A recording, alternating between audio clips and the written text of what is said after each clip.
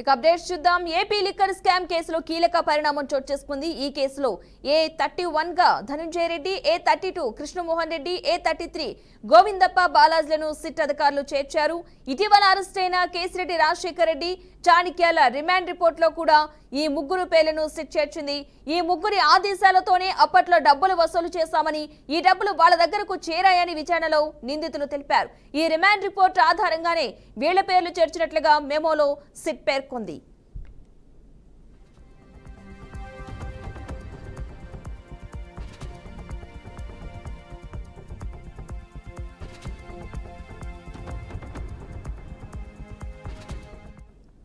ఈ నేపథ్యంలోనే అరెస్ట్ నుంచి రక్షణ కల్పించాలని సుప్రీంకోర్టుకు ఈ ముగ్గురు వెళ్లారు. కానీ వీరికి అరెస్ట్ నుంచి రక్షణ కల్పించేందుకు అత్యున్నత న్యాయస్థానం నిరాకరించింది. ఏపీ హైకోర్టులోనే ఈ కేసును తేల్చుకోవాలని స్పష్టం చేసింది. కాగా ఏపీ హైకోర్టులో ఈ కేసుకు సంబంధించి తమకు ముందస్తు బెయిల్ ఇవ్వాలని ధనంజయ రెడ్డి, కృష్ణమోహన్ రెడ్డితో పాటు గోవిందప్ప పిటిషన్ దాఖలు చేయగా అందుకు హైకోర్టు నిరాకరించింది. దీంతో ఈ ముగ్గురు పేర్లను ఈ కేసులో చేర్చుతూ సిట్ మెమో దాఖలు చేసింది. ఈ మెమోను న్యాయస్థానం తమ పరిగణలోకి తీసుకుంటే ఈ ముగ్గురిని ఏపీ లిక్కర్ కుంభకోణంలో నిందితులుగా చేర్చినట్లు అవుతోంది. రైట్, ఇదే అంశానికి సంబంధించిన పూర్తి సమాచారాన్ని మా ప్రతినిధి నాయుడు అందిస్తారు. నాయుడు, చెప్పండి. Thank you Padma.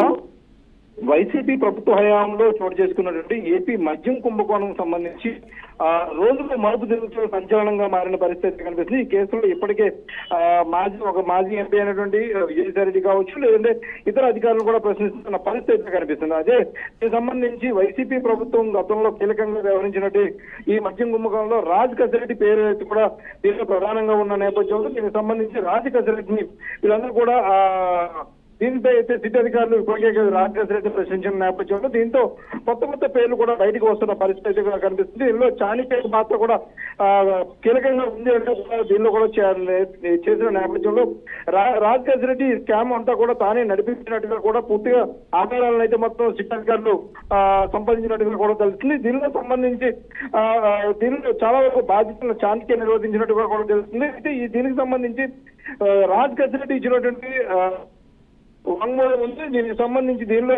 సంబంధించి ప్రధానంగా A31 లో ఉన్నటువంటి ధనంజయ రెడ్డి A31 గాను, అదేవిధంగా కృష్ణమోహన్ రెడ్డి ఉన్నటువంటి A32 గాను, అదేవిధంగా గోవింద బాలాజీలను A33 గా కూడా ఇప్పటికే దీనిలో చేర్చినట్టుగా కూడా తెలుస్తుంది. అయితే వీళ్ళ ముగ్గురు ఆదేశాలతో డబ్బులు కూడా భారీగా వసూలు చేశామంటూ కూడా రాజ్ కసిరెడ్డి ఏదైతే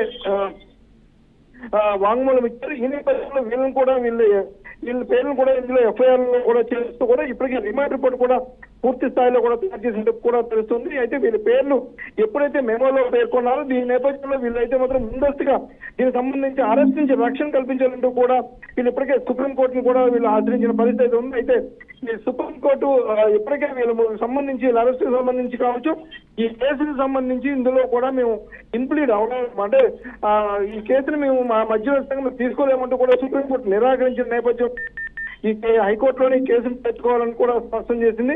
ఈ నేపథ్యంలో ఏపీ హైకోర్టులో ఈ కేసుకు సంబంధించి మనకు ముందస్తు బెయిల్ ఇవ్వాలంటూ కూడా ధనంజయ రెడ్డి కావచ్చు, ఇటు కృష్ణమోహన్ రెడ్డి, అదేవిధంగా గోవిందప్ప బాలాజీ కూడా పిటిషన్ దాఖలు చేశారు. అంటే ముందస్తు బెయిల్ పిటిషన్స్ అయితే కౌంటర్ వేసేందుకు సమయం కావాలంటూ కూడా ప్రభుత్వం తరపు న్యాయవాది కూడా ఇప్పటికే 2 రోజుల టైం కూడా తీసుకుంటుంది. అయితే అప్పటి వరకు కూడా రక్షణ కల్పించాలంటే ఈ ముగ్గురు హైకోర్టుని అర్థించిన నేపథ్యంలో దీనికి సంబంధించి ఇప్పటికే ఇది ఎప్పుడైతే కోర్టు నిరాకరించిందో దీనికి సంబంధించి అయితే మెమో కూడా దాఖలు చేసిన పరిస్థితి కూడా కనిపిస్తుంది. మెమోలో పరిగణలోకి తీసుకున్నట్టయితే కనుక ఏదైతే ముగ్గురు కూడా లిక్కర్ స్కామ్ లో ప్రధాన నిందితులుగా చేసినట్టు అవుతుంది.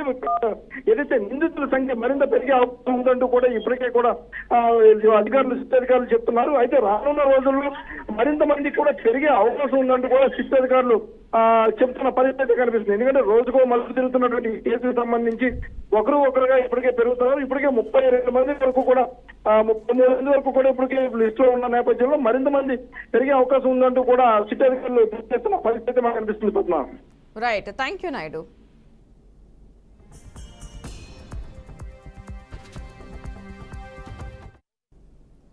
దేశంలో నెలకొన్న పరిస్థితుల దృష్ట్యా కేంద్ర ప్రభుత్వ ఆదేశాల మేరకు హైదరాబాద్ నగరంలో రేపు మాక్ డ్రిల్స్ నిర్వహించనున్నారు.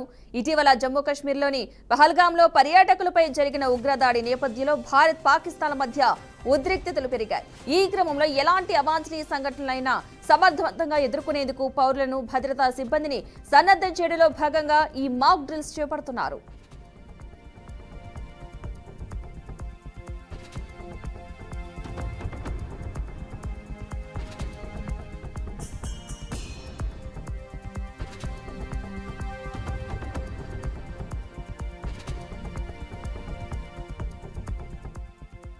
నగరంలోని 4 వ్యూహాత్మక ప్రాంతాలైన సికింద్రాబాద్ కంటోన్మెంట్, గోల్కొండ, కంచనబాగ్, డిఆర్డీఓ, మౌలాలిలోని ఎన్ఎఫ్సీలలో రేపు సాయంత్రం 4 గంటలకు ఈ మాక్ డ్రిల్స్ ఏకకాలంలో జరగనున్నాయని రక్షణ శాఖ ఉన్నతాధికారులు తెలిపారు.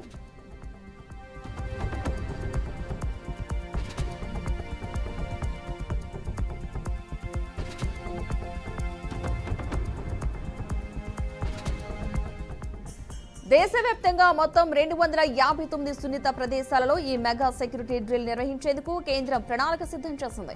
ఈ మాక్ డ్రిల్స్ నిర్వహణపై కేంద్ర హోంశాఖ కార్యదర్శి గోవింద్ మోహన్ ఆధ్వర్యంలో ఉన్నత స్థాయి సమావేశం జరిగింది. ఈ సమావేశంలో దాడులకు అవకాశం ఉన్న ప్రాంతాలను 3 కేటగిరీలుగా వర్గీకరించారు.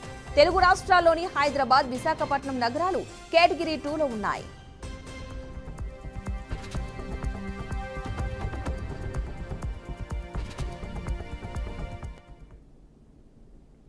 అంబేద్కర్ కోనసీమ జిల్లాలో దారుణం చోటు చేసుకుంది. మండపేటకు చెందిన 4 యువకులు కపిలేశ్వరపురంలోని ధనలక్ష్మి అమ్మవారి దేవాలయానికి మొక్కులు తీర్చుకోవడానికి వెళ్లారు.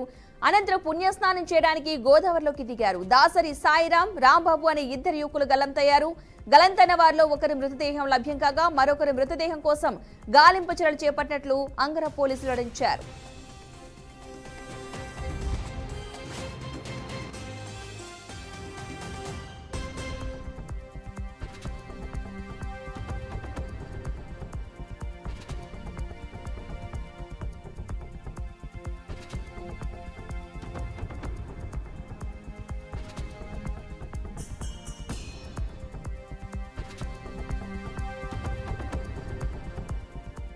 వాటికి ఘటనకు సంబంధించిన పూర్తి సమాచారాన్ని మా ప్రతినిధి బ్రహ్మం అందిస్తారు. బ్రహ్మం, చెప్పండి, అసలు ఏం జరిగింది?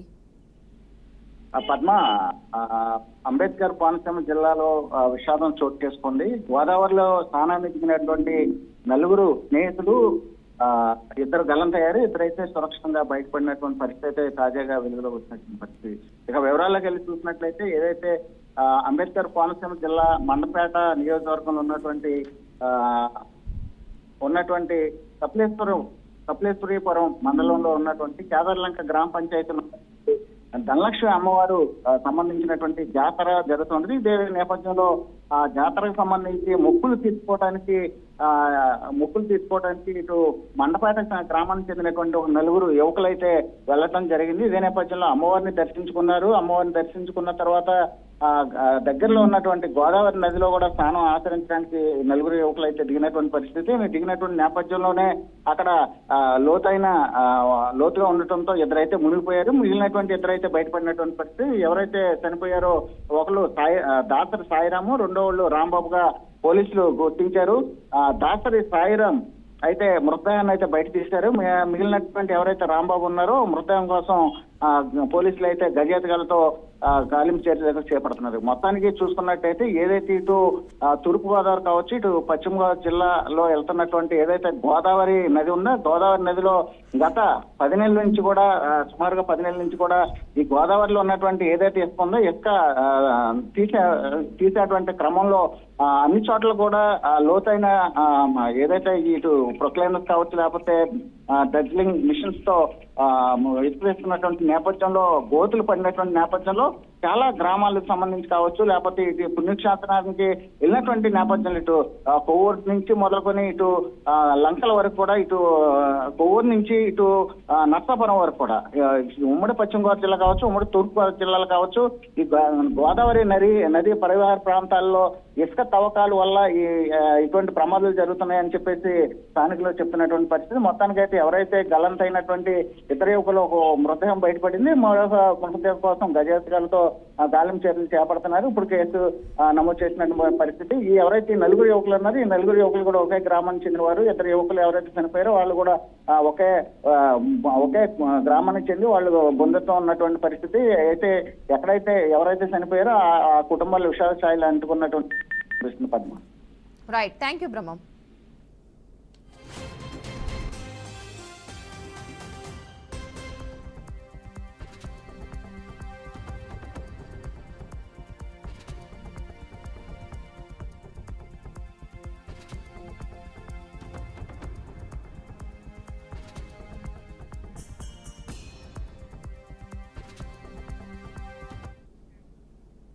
ఆలయాలకు వెళ్లే భక్తులకు ఏపీ ప్రభుత్వం గుడ్ న్యూస్ చెప్పింది. ఏపీలో దేవాదాయ శాఖపై సీఎం చంద్రబాబు సమీక్ష నిర్వహించారు. రాష్ట్రంలోని 23 ప్రధాన ఆలయాలు ఉండగా వాటిలో శ్రీశైలం, శ్రీకాళహస్తి, కాణిపాకం, బెజవాడ దుర్గమ్మ, అన్నవరం, ద్వారకా, తిరుమల, సింహాచలం ఇలా 7 ఆలయాల్లో మాత్రమే నిత్యాన్నదానం జరుగుతోందని తెలిపారు. మిగిలిన 16 ఆలయాల్లో కూడా భక్తులకు అన్నదాన పథకం అమలు చేయాలని అధికారులను సీఎం చంద్రబాబు ఆదేశించారు. అన్న ప్రసాదం రుచి, నాణ్యత, పరిశుభ్రత ఉండే విధంగా భక్తులకు పవిత్ర భావన కలిగేలా అందించాలని సూచించారు. అన్న ప్రసాద కార్యక్రమానికి ఆదాయం సరిపోని దేవాలయాలకు 7 ప్రధాన ఆలయాల నుంచి నిధులు సమకూర్చేలా చూడాలని అన్నారు. తిరుమల వెంగమాంబ అన్నప్రసాద తరహాలో నిబంధనలు పాటించాలని సూచించారు. దేశంలో ఎక్కడా లేనట్లుగా రాష్ట్రంలో అన్నప్రసాద వితరణ జరగాలని సూచించారు. ప్రసాదాల నాణ్యతపై దృష్టి పెట్టాలని అధికారులకు సీఎం సూచించారు. ఆయా ఆలయాల ప్రసాదాల విశిష్టత కొనసాగేలా చూడాలని, నాణ్యతా పరీక్షలు ఎప్పటికప్పుడు నిర్వహించాలని సీఎం చంద్రబాబు అధికారులకు ఆదేశాలు జారీ చేశారు.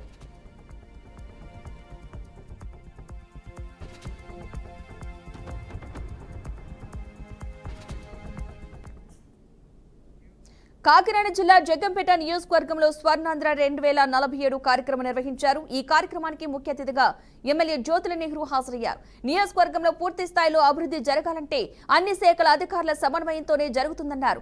నియోజకవర్గంలోని సమస్య పరిష్కారానికి ప్రతి ఒక్క ప్రభుత్వ ఉద్యోగి కృషి చేయాలని ఆదేశించారు.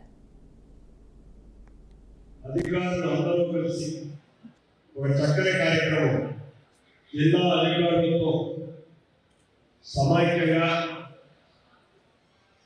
ఏ డిపార్ట్మెంట్ బాధ్యతలు ఏంటి అనే సవివరంగా వివరించుకుంటూ ఒక అవగాహనతో పనిచేయడానికి అవకాశం ఉండే విధంగా ఏర్పాటు చేసినటువంటి సమావేశానికి వేదికను అలంకరించిన అభివృద్ధి పనుల్లో ముందుకు నడిపించడానికి కారణభూతులు అవబోతున్నటువంటి అంటే మామూలుగా చేయలేదే కాదు అధికార జగ్గంపేట నియోజకవర్గ ఉద్యోగ సోదరులందరికీ కూడా ప్రేరేపణ హృదయపూర్వకమైనటువంటి అలాగే పత్రికా సోదరులకి మీడియా సోదరులకి ప్రత్యేక ధన్యవాదాలు. మనం చేస్తున్నటువంటి సమీక్ష సమావేశం మరింత బాధ్యతతో కూడుకున్నటువంటి విధంగా మనం పనిచేయడం కోసం అందరూ ఒకసారి ఒక దగ్గరికి చేరి నియోజకవర్గాలు సమన్వయంతో అభివృద్ధి చేయడానికి ఏ రకంగా ప్రణాళికలు తయారు చేస్తున్నారు. ఖమ్మం జిల్లా పాలేరు కూసుమంచి మండల కేంద్రంలో నియోజకవర్గ సన్నాహక సమావేశం నిర్వహించారు. ఈ కార్యక్రమానికి ముఖ్య అతిథిగా రెవెన్యూ శాఖ మంత్రి పొంగులేటి శ్రీనివాసరెడ్డి హాజరయ్యారు. కాంగ్రెస్ పార్టీ పెద్ద వటవృక్షం లాంటిదని, ఆ చెట్టు కింద ఎన్ని కోట్ల మంది అయినా సేద తీరవచ్చని మంత్రి శ్రీనివాసరెడ్డి అన్నారు. తెలంగాణలో కాంగ్రెస్ అధికారంలోకి రావడానికి కాంగ్రెస్ పార్టీ కార్యకర్తలు ఒక కుటుంబ సభ్యులాగా పనిచేశారని తెలిపారు. గత ప్రభుత్వం చేసిన అప్పులు తీర్చుకుంటూ రాష్ట్రాన్ని అభివృద్ధి పదంలో నడిపిస్తున్నామని మంత్రి పొంగులేటి శ్రీనివాసరెడ్డి ఆరోపించారు. కష్టాలు నష్టాలు అనుభవించి ఎన్ని కష్టాలు వచ్చినా ఎన్ని విడుదలలు వచ్చినా పార్టీని కాపాడుకునే దాంట్లో, పార్టీలో పనిచేసి నాయకుల్ని కాపాడుకునే దాంట్లో అనేక మంది ఒక అబద్ధాన్ని 100 సార్లు చెబుతూ ఈ రాష్ట్ర ప్రజలని వక్రదారిని పట్టిస్తూ ఏదైతే నా ఉద్యోగ కుటుంబ సభ్యులు ఉన్నారో ఈ రాష్ట్రం సాధించిన దాంట్లో కానీ ఈ రాష్ట్ర అభివృద్ధి కోసం నిత్యము పాటుపడుతున్న ఉద్యోగస్తులు, అది ఆర్టీసీ కార్మికులు కావచ్చు, వివిధ సంఘాలు కావచ్చు, వివిధ శాఖలకు సంబంధించిన నా ఉద్యోగ తమ్ముళ్ళు అందరూ ఆడబిడ్డలు కూడా తిరిగి ఎదురుదారి చేయాల్సిన సందర్భం ఈనాడు ఉంది అని ఈ వేదిక ద్వారా రాష్ట్ర వ్యాప్తంగా వివిధ ఉద్యోగాల్లో ఉన్న ఖమ్మం జిల్లా కొణిజర్ల మండలంలో ఎమ్మెల్యే మాలోతు రామ్దాస్ నాయక్ పర్యటించారు. చిన్న గోపతి గ్రామంలోని అంతర్గత అభివృద్ధి పనులకు శంకుస్థాపన చేశారు. అలాగే నిర్మాణ దశలో ఉన్న ఇందిరమ్మ ఇళ్లను పరిశీలించి లబ్ధిదారుల ఖాతాలో జమైన నగదు వివరాలు, నిర్మాణ సమయం వంటి వివరాలు అడిగి తెలుసుకున్నారు. 10 సంవత్సరాల కల నెరవేరడంతో లబ్ధిదారులు ఆనందం వ్యక్తం చేస్తున్నారు. ఈ 2-3 నెలలు అందరూ స్లాబ్ ఇచ్చాము. మీ ఇంట్లో వచ్చి మళ్ళీ మేము మన తీరు అయిపోవాలి. నువ్వు గృహప్రవేశం పెడతావు చూడు. గృహప్రవేశం ఒకసారి మౌనికమ్మా ఇల్లు ఎవరు ఇచ్చారు? అమ్మా బిల్లు వచ్చిందా? ఒక బిల్లు వచ్చిందా? ఎన్ని రోజులు కట్టుకుంటావు? ఈ ఇల్లు ఖరీదంతా 5 లక్షలు. రేవంత్ రెడ్డి గారు మళ్ళీ కట్టాయా ఫ్రీయా? ఏమనిపిస్తుంది నీకు? సంతోషంగా. 2 నెలలు కట్టుకుంటావా? ఇంకా 2 నెలల ఇళ్లకు సంబంధించిన బిల్లులు ఆగేదే లేదు. బిల్లు కోసం మీరు పని ఆపకుండా ఉండేది లేదు. మీకు డబ్బులు ఎక్కడ ఇబ్బంది అయితే అక్కడ ఐకేపీఓలు ఇస్తారు. వడ్డీ లేకుండా ₹1,00,000 ఇస్తారు. డబ్బులు లేవు, మీ ఇల్లు కట్టలేదు, అది ముచ్చటే రాకూడదు. స్టార్ట్ చేసేటప్పుడు డబ్బులు లేకపోతే కూడా ₹1,00,000 ఇస్తారు. స్టార్ట్ చేసేటప్పుడు డబ్బులు లేకపోతే ₹1,00,000 ఇస్తారు చిన్న. మళ్ళా బిల్లు వచ్చినా తీసుకుంటాం. కాబట్టి ఇల్లు చాలా నమ్మకంతో మీకు పైలట్ ప్రజెంట్ ఊరంతా ఇల్లు ఇచ్చాం. ఈ 2-3 నెలలు అందరూ స్లాబ్ ఇచ్చాము. మీ ఇంట్లో వచ్చి మళ్ళీ మేము మన తీరు అయిపోవాలి. నువ్వు గృహప్రవేశం పెడతావు చూడు. గృహప్రవేశం ఒకసారి మౌనికమ్మా ఇల్లు ఎవరు ఇచ్చారు? అమ్మా బిల్లు వచ్చిందా?